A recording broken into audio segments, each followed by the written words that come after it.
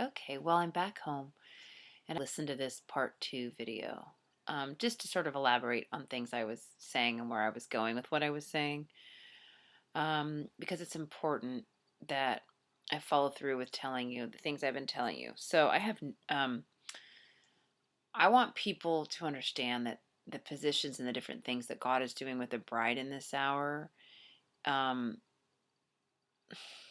it's it's out of the box.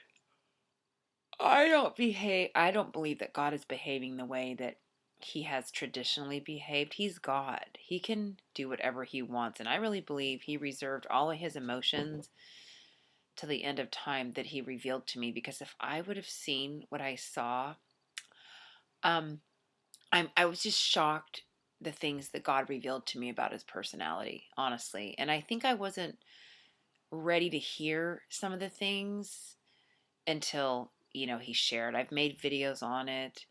Um, God he's funny. He is really out of the box. I just didn't know all of who he was, and I still don't. But after he fell on my son, I mean, he had me laying flat on my bed because I quit my job. So I had 2 years to do nothing but to listen to the Lord. And he took a type A personality and laid me down, and it was hard. And I finally got used to it, and then I had to get back up and go, but it was hard to sit still um, and do nothing. It was very hard, but I was doing something. I was listening to him. My ministry was to him. And the sides of the personality he shared with me, I'm like, God, you are like bad. Like you are like shady. Like, I mean, like I saw him roll his eyes. He like is sarcastic. When YouTubers would attack me, he goes, "Oh, I guess I can't do it because it's not in the Bible." And I saw God roll his eyes. I saw visions of him roll. I saw it. Like I saw visions of his different behaviors, and they're like, I don't know how to quite describe them. They were like, I literally saw God's eyes going rolling up. Really, I don't know how else to describe it, but I would see like pictures of it, and then he would touch me and show me that, like, yeah, I guess I can't do it because it's not in the Bible. And he would tell me, you know, um, he was so like straightforward, and I didn't know how vulnerable he was. And if I didn't know him better, I would think, are you a little bit weak? But I know he's not weak. He's strong. But when he would cry to me about the people he's losing, I mean, sob and then get really angry about sin. I mean, he has very extreme emotions, and that, we're made in his image. We understand emotions, right? Um, and it was such a holy thing when he woke me up and he said, he allowed the devil to attack me.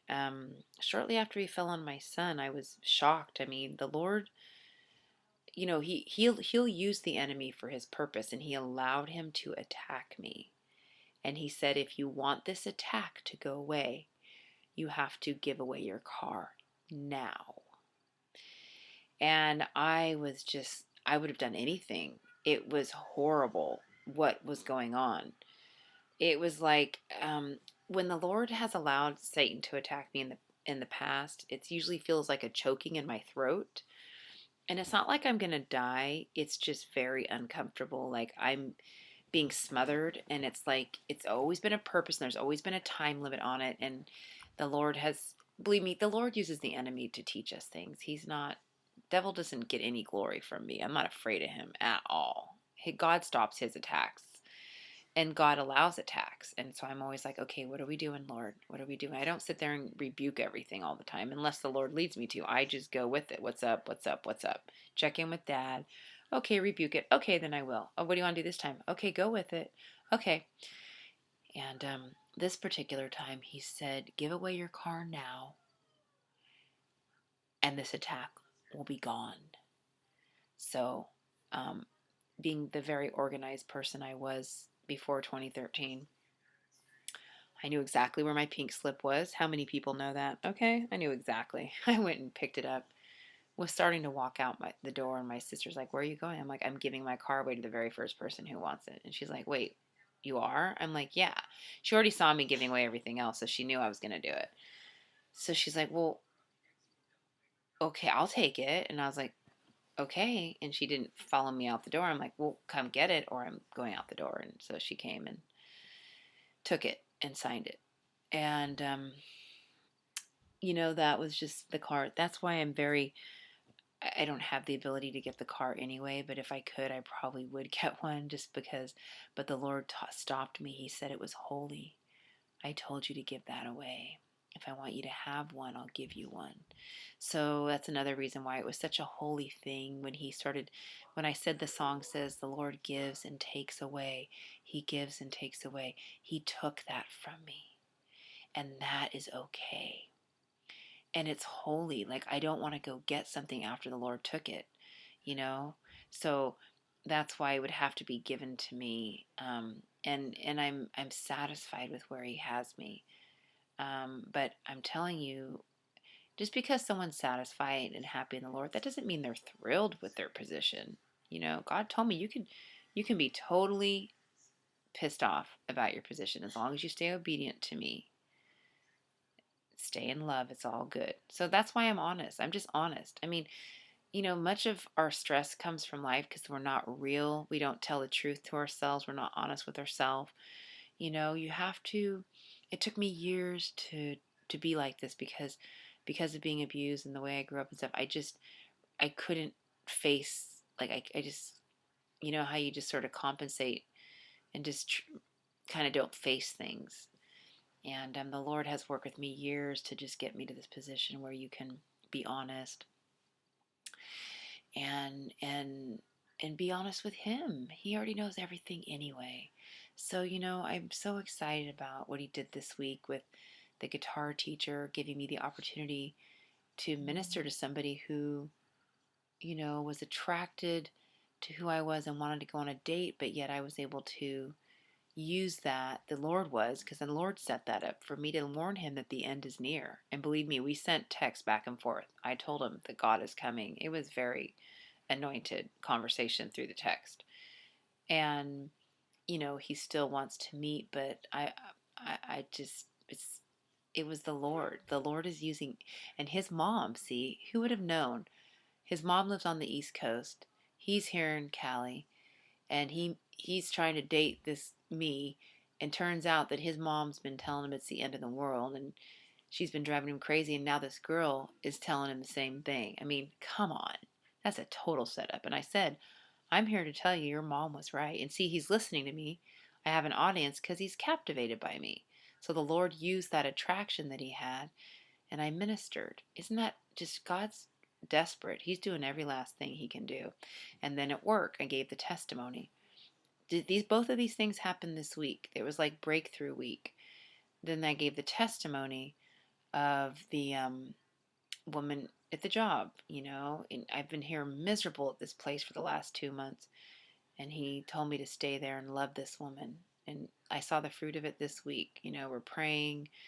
It's amazing what God's doing. Okay.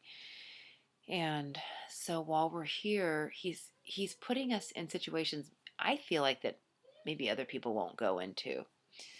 And so just be open to God uh, doing things in ways, that if you know Him in ways that aren't exactly, you know, something that you might think God would do. Don't just try to get all religious thinking out of your mind and just think there's a parent who's trying to save their dying child. They'll stop at nothing. God's a parent of the world, of the universe. He's the father of the universe, and he will stop at nothing to save the ones that are about to perish eternally. And he will use anyone that puts their hand up and says, Father, I love you so much that right up until you take me, do what you need to do, even if it makes me miserable. Because believe me, I have been miserable at this job. It's not like I'm getting any benefit. I could do any other assignment and it would be a piece of cake like it usually is. And it's like, it's been torture, seriously. But it was because he wanted me there. It's just amazing. Because I kept wanting to quit or at least take one day off. And it was like, okay, God, give me the strength to do this. So these two videos I'm making, just calling Listen to This, they're just about for the bride, just to talk about what we're going through while we're here before we go home, our last moments on earth. We're writing the book on the rapture centric lifestyle. There's going to be no other generation that talked about this. God told me that books are being written like the Bible was written of us, the saints that were here before he came and raptured his his bride, and what our experiences and our journeys were, and how our faith was tested and how we endured and how we hung in there. I mean, it's I have lived like he's coming back every day for 3 years now. And you would think, okay, finally you're going to give this up. I mean, surely you don't think anymore that, no, I think even more that he's coming.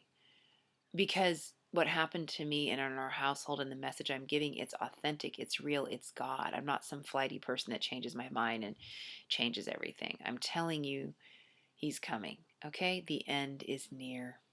It is near and it is here. And nuclear war is upon us. And my favorite news person, Christopher Green, I don't know if he's my favorite. He just is in my feed. I shouldn't say favorite. But I do think that he's special and that he's probably getting raptured or at least getting saved. I feel like God loves that guy. Anyway, he made another video title saying something like 5 reasons why I think nuclear war is upon us or something like that. It tickled me pink. I'm like, you're right. Nuclear war is upon us. Those are the words God used. Why nuclear war is here. It is here. It's coming. That's the next event after the rapture. The rapture's first, though, but no one's talking about that except a few people. And we're crazy, aren't we? So you guys, I don't know what God's going to be doing next week if we're here, but He's putting me in situations that are a little uncomfortable. Um, but I'm starting to see different fruits here and there. And, just remember, He loves everybody. And His children are about to die. And He's a desperate parent. He'll do anything to save one, including putting brides that He loves, like you and I, in really hard situations so that we can go help and seek and save that which is lost. And so, even though we don't understand it when we're in it, we thank Him and we stay obedient and we keep putting ourselves at His mercy and at His feet. What do you want me to do today? How do you want me to live this day? Who do you want me to serve? And not my will, but yours be done. And God gives and He takes away. And when He takes something away, it's because He loves us. It's not because He's mean. But we say thank you. And we can still have a desire for it. I have many desires. I'm very much looking forward to my new life and all the promises. I'm looking forward to more kids and marriage. I'm looking forward to, I just can't wait. I'm so excited about all the promises He's given me. I can't wait to work the trib. I can't wait to experience living on a new earth that's clean, with being able to do things that we love, not things we have to do. Um, and it's going to be great. It's all going to be worth it. And we're almost home. So that's good for now. I will make a video on how He pulled me out of the church. And I'll make another video on someone wanted to know more of when He landed on my son, like one video of all the things that happened. And I can put that summary together and I'll do that. But have a good night. It's Friday night. I'm going to go hang out with my son now. Bye bye.